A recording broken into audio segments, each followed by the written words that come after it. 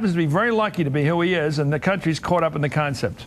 Well, I got an email from a viewer who sent me an email and said, look, here's the thing about Geraldine Ferraro. If her premise was correct, why wasn't Jesse Jackson or Al Sharpton ever elected president? If all it takes to be a to become president of the United States is be a black man, we would have seen one a long time ago, and that's why it's offensive. He is not an affirmative action candidate. He is highly qualified. He is well-spoken. He has captured the imagination of whites, blacks, Hispanics. He's captured the imagination of everyone in this nation, and she seems to really be denigrating him and kind of saying, you know what, realize your place. It's almost as if we are beginning to see the evolution of the angry white female or the angry Democratic white female in this election. Let me go to Clarence on that first end of Pat. It's called good manners. There's nothing.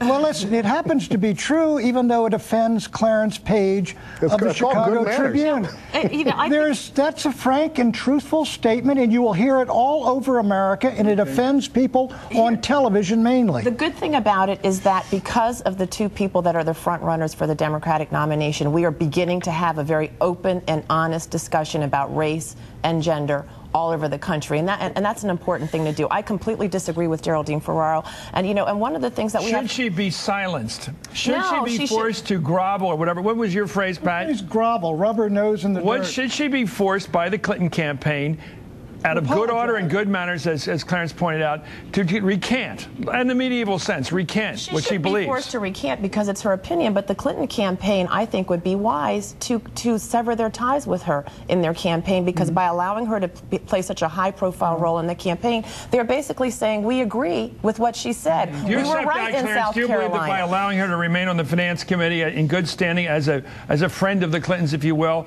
that they have allowed this to be seen as their view? Yeah, it is a double standard, just like John McCain didn't denounce the evangelical down in Texas who's got an anti-Catholic record who endorsed him.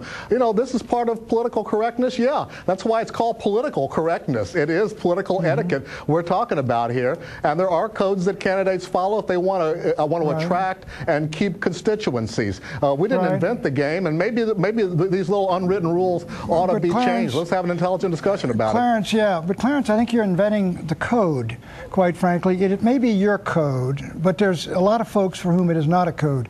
If Hillary Clinton, excuse me, if she fired... Because we use the I just use assassins, that's why. Ruth Bader Ginsburg, John Paul Stevens. I know. All right, but let me get back to the point. Yes, Pat. I would say this. If Hillary Clinton rejects her and severs her from the campaign and throws her under the bus, it would tell me she's not a strong leader that does not stand by her people. This woman has said Barack dumped nothing. Samantha Powers under the bus. I know he dumped her. Well, she said some other things. But if it was just the monster, he should have chastised her and kept her, in my judgment.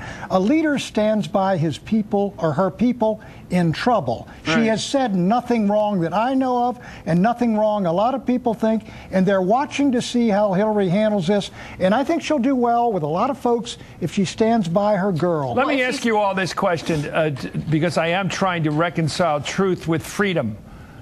Not just subjective truth, but when somebody says something they believe to be true, let's try to find the truth in it. Clarence, could it be that what she's saying is true, that this country's in a mood of such frustration with the conflicts in this country, especially the most historic conflict going back, as you and I and everybody knows, 300 years, race, what I call the San Andreas Fault of America, to find a guy who can actually move back and forth across that line with some ease is so refreshing that by that very fact he has an advantage in American life. If she said that, would that be offensive? Well, I think that would be a true statement. I think that Barack Obama, in some ways, part of his popularity is attributable to the fact that people are trying to get out of this crazy quicksand pit of racial etiquette that we're in. People are very much afraid to talk across racial lines for the reasons Pat's talking about. If everybody could get along as well as we do on this show, wouldn't it be a wonderful world? We could speak candidly. But most people are scared to do it. Jefferson said it's not only truth, truth, let error be tolerated. Right, where right. truth is free to combat it. But Chris. I'm trying to find the truth in what she said, which is this country is dying for some sort of end to this racial fight. Michelle, if that's what she's saying, they want a Barack Obama. If we didn't have one, we'd try to create one, I think is what I'd like to think she was trying to say. He would not You're a be, perfect example, he would not Chris, be of where what's he going is, on. Pat, excuse me, but he would not be where he is today if the nation was not hungry for him. People do not write checks out of their hard-earned That's what I think Ferraro was saying. to write for his campaign. Why are people hungry for Barack Because Obama? they hate racial conflict. Because he is? They hate racial He's conflict. an African Because American. it's totally Because he's an destructive. African American. You're making the point I've been struggling to make, which is Ferraro may have had some truth here amidst all the argument and controversy that the country wants to find a guy who will end this fight. But you know what, Chris, you're making the very point. It's because you're saying he can do it. Why? Because he's an African American. I'm saying that's his advantage. We're saying the same thing. I know. Why are you raising your voice? Hey. And by the way, just stop saying bottom. That's all. Because I mean, it's like It's a habit. I Dan used to do. Dan Ford. I don't do it deliberately. It comes out. He used to say it's a way of putting somebody down. I'm sorry. Last word. It's in spite of him being a black man. That's what I believe. That's interesting too. And by the way, you know what? It could be that all of this is true. Anyway, thank you, Pat Buchanan. Thank you, Michelle Bernard. Thank you, Clarence Page. Thank you, Chris. In America, they're arguing about this right after we're done, by the way. This commercial at home, all over America, this conversation continues in every household. That's why we're relevant here. Anyway, Barack Obama wins Mississippi. That's